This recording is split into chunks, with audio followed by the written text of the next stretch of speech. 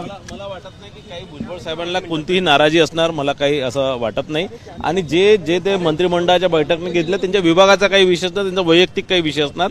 मला असं वाटत नाही, कुठेही असं वाटत नाही की कालच्या ज्या GR जो काढला सरकारने किंवा माननीय फडणवीस साहेबांनी जे मराठा समाजाला आश्वासन दिलं, जयरंग पाटलांना आश्वासन दिलं, त्यात कुठेही काही ओबीसीवर अन्याय होण्याचा कोणतंही त्यात कारण नाही, कोणतंही त्या GR मध्ये कुठेही असं उल्लेख लिहिलेला नाही आहे। त्या GR मध्ये फक्त कुणबी समाजाचं ज्यांच्या दाखल्यांमध्ये, ज्यांच्या प्रमाणपत्रामध्ये, ज्यांच्या वडिलांच्या आजोबांच्या खापर पंजोबांच्या याच्यात जर समजा कुठे दाखला असणार त्याच लोकांना कुणबी सर्टिफिकेट भेटणार, ओबीसी मध्ये आरक्षण भेटणार। कुठेतरी निर्णयामध्ये त्यांना सहभागी घेतलं नाही म्हणून नाराज आहे असंही वाटतंय?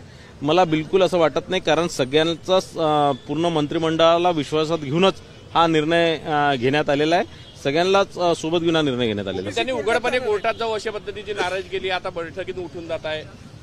नाही, मला असं वाटतं की आतापर्यंत त्या संदर्भातलं कोणतंही स्पष्टीकरण भुजबळ साहेबांकडून आलेलं नाही। ते नाराज काय असं काही